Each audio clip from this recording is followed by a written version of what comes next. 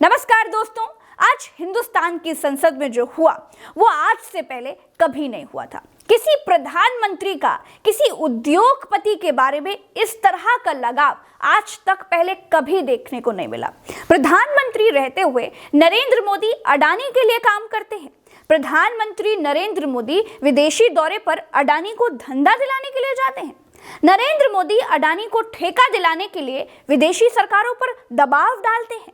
पहले नरेंद्र मोदी अडानी के जहाज में उड़ते थे, अब अडानी मोदी के जहाज में उड़ते हैं। मोदी की वजह से अडानी भारतीय सेना के लिए हथियार बना रहे हैं।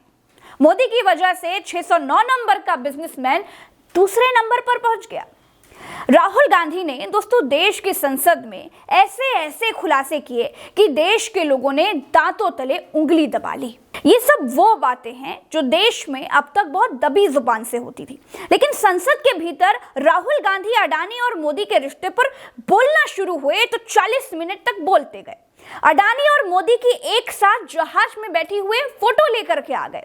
अडानी के जहाज में मोदी के चढ़ते हुए फोटो लेकर के आ गए।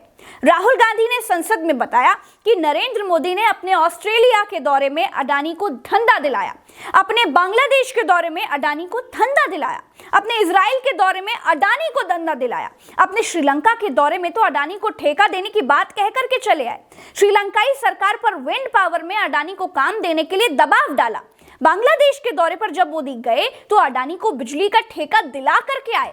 दोस्तों, भारत में निवेश लाना, भारत में व्यापार लाना ठीक बात है, अच्छी बात है, लेकिन मोदी जी को एक ही व्यापारी का मुंह व्यापार देने लायक लगता है? इस पर तो सवाल उठेंगे।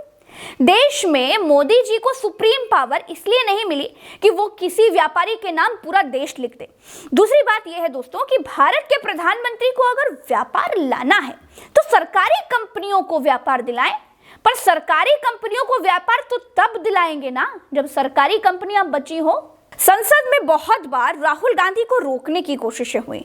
जो कह रहे हैं उसका एविडेंस दिखाइए, सबूत लाइए। राहुल गांधी ने इन सब का सबूत एक ही लाइन में दिया कि जो व्यापारी अब तक 609वें नंबर पर था वो व्यापारी नरेंद्र मोदी सरकार आने के बाद दूसरे नंबर पर कैसे आ गया। दोस्तों, इस पूरे प्रकरण में मैं अडानी को बिल्कुल गलत नहीं कहूंगी। एक व्यापारी अगर किसी देश के प्रधानमंत्री को बोतल में उतार कर घूम रहा है, अगर किसी देश का प्रधानमंत्री एक व्यापारी के इशारे पर नाच रहा है तो इसमें व्यापारी के दिमाग की जीत है।